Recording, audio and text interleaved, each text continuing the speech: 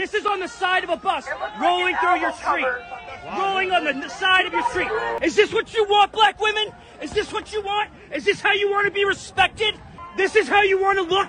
This is how you want to be portrayed? Stand up to this bull. I'm from Philly. I actually should support Meek Mill. This is disgusting bull.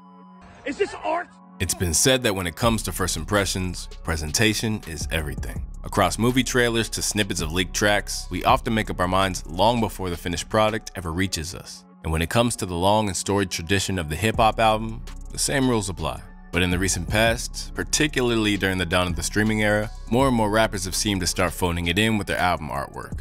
Either there'll be a moody-looking black and white shot of the artist, another similarly minimal shot of themselves, or a cartoonish depiction of them a la Pooh Shiesty, 6ix9ine, and others. As a result, album covers are no longer receiving the emphasis that they've not only traditionally received, but rightfully deserve. Let's not forget, a great album cover can be crucial to your legacy and elevate your artistry to an entirely new stature. From Tyler the Creator's ability to capture a record's tone with a cover, to A$AP Rocky's stunning creative suites and the alternative reality of Travis Scott's Astroworld, there are most certainly artists that will still invest time and money into the creation of something eye-catching and memorable. And when you consider how much those famous covers live on in the form of merch, wall art, and everywhere in between, it's a no-brainer. For an example of an artist getting it right, look no further than photographer Jeff Jenks' reflection on creating the cover art of the instantly iconic Mad Villain. From the Afrocentric woman that adorned A Tribe Called Quest's covers becoming an iconic symbol, to Nas's 7-year-old face hovering over the New York City skyline, these images have become synonymous with a place and time. Likewise, the sleeve for Wu-Tang Clan's Enter the 36 Chambers became such an integral part of hip-hop that the abandoned church in which it was shot is now a minimum of $5,000 to rent. And if you happen to be at Joseph's restaurant in Toronto, you can bet that you won't be the first person to ask to be seated at Drizzy's table from the Take Care cover shoot. Capable of conjuring up controversy or opening up new dimensions for suburban or inner city listeners alike, album covers have always had a real power to them. Even if the artists aren't as eager to experiment, some pockets of the internet still place considerable stakes in them. After all, the front and back cover of Kendrick Lamar's Damn was so overly analyzed that it had fans convinced that another record known as Nation was coming shortly afterwards. So what happened? Well, when you break it down, there's one force that's behind it all: the internet. As whether they're afraid of backlash or simply don't see the point when the album will never be consumed in full by listeners, it's clear that since the advent of streaming services, it's been less of a focus. After all, Rick Ross's Richer Than I've Ever Been album cover received such relentless clowning that he had to change it before its release. Likewise, when Meek Mill tried to push the boat out a little bit with a digital art-based approach on his latest album, Expensive Pain, most people weren't willing to accept an abstract take from him. I'm hoping, just like I hoped with Drake, there would be a theme that wraps all this random around, but it might just be a cover to go viral, which I think a lot of people do it. I think Kanye's cover of Nothing is to go viral. I think Drake's cover of 12 Pregnant Ladies is to go viral. I don't think it's nothing beyond that. I think this is to go viral.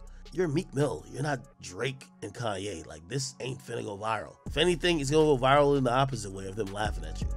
As predicted, Meek's artwork wasn't commended for its vision, but derided for its depictions of women. In the same vein, Drake's cover for Certified Lover Boy, as orchestrated by British conceptual artist Damien Hirst, was met with more groans than applause. Tell me the art world values mediocre white cis male artists above all else, without telling me the art world values mediocre white cis male artists above all else, wrote visual activist Jasmine Wahi on Instagram upon its unveiling. Thanks Champagne Poppy for reaffirming the utter mediocrity that rises to the top of the art world. From NBA YoungBoy greenlighting nightmarish Photoshop jobs with Birdman and leaving fans unmoved by the rest of his artwork, to artists such as Childish Gambino choosing to forego a cover entirely for $315.20, rappers are now towing the line between artistic minimalism and simply getting complacent. But even while the days of Ye commissioning artists such as Takashi Muraki and George Kondo for covers that may have gone in favor of the all-black cover of Donda, Ye still recognizes the impact that a provocative cover can have when paired with the right record at the right time. Not least of all, Pusha T's 2018 project, Daytona. In an interview shortly after its release, Pusha explained how Ye convinced him to deviate from the standard format of a rapper's picture and opt for a more symbolic take, one that cost $85,000. Basically, we were working on the music, and I had done a photo shoot with a photographer who I always work with. After we were done with it, Ye was so happy with the music. He was like, man, I really think that the visuals and the art could be stronger than what I picked. I was happy with it because it was a picture of me. He came with the picture with the Whitney Houston bathroom thing.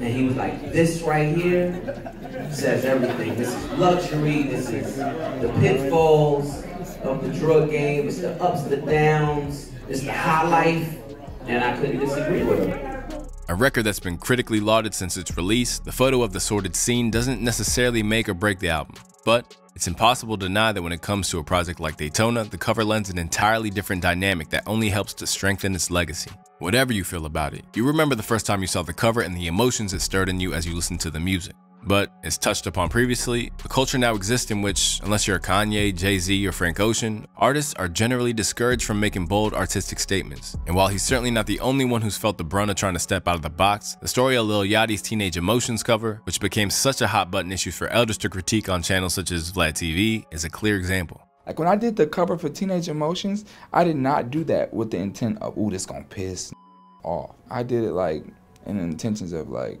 this is really gonna bring things together. This is really gonna bridge a lot of things. Putting two gay men on the cover, I thought it was, I still think that it's cool. I think that it was the right thing to do, and yeah, I don't know, I don't get people. Nobody even got the message. It was honestly just like, I mean, the youth got it. But just as you could be derided for doing too much, you can also catch plenty of flack for not doing enough. For evidence of this, look no further than the late Virgil Abloh's cover art for Pop Smoke's posthumous album, Shoot for the Stars, Aim for the Moon. After the design was unveiled, fans were quick to clown it. And rather than ignore it, some of those involved in the process realized that with the power that the album cover still holds, it could be detrimental to the rollout of a project. Hey Virgil, we need new album art. They ain't gonna go for this bull.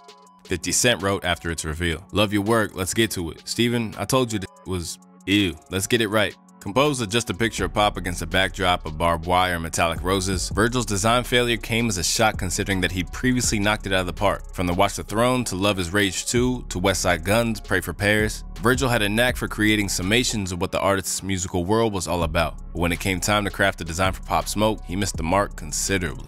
But even when a new design was finalized, fans remained dissatisfied. This, in a nutshell, depicts the stock that fans put into an artist's album cover. As when they nail it, there's every chance that it'll be etched onto their walls, worn on their chests, or even tattooed on their skin. And although artists may fear the wrath of the internet, they should bear in mind that when it comes to crafting an iconic album cover, there's no set formula. And when you look back upon the past, even some truly terrible album covers are legendary in their own right. Based in Houston, Texas, Pen and Pixel spearheaded a style that became iconic and essentially defined the look of Southern hip-hop in the late 90s to early 2000s. Led by lead designer Sean Brock, these covers, which were commissioned by everyone from Master P to Juvenile, may have been crude in execution, but they were certainly never boring. But more importantly, they were all crafted to the specification of each individual artist, no matter how wild their vision was. I guess it was always the challenge is we would have our clients come into us and they'd have these imaginations that would be only unbridled by knowing what we could do for them. We had 5 artists on staff at Pen and Pixel that could do custom covers.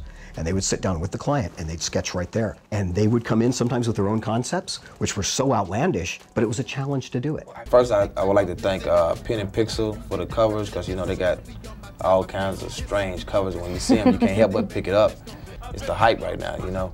Having recently returned from retirement to design 21 Savage and Metro Boomin's Savage Mode 2, the legacy of these gaudy images and the affection that people have for them proves that in the production of the album covers, modern rappers are worried about the wrong things. So while many aspects of the past naturally faded away, the album cover is an institution across all forms of music. And now, rappers have the responsibility to try and carry on the tradition, as even after they're gone, it's these images, along with their output, that will remain.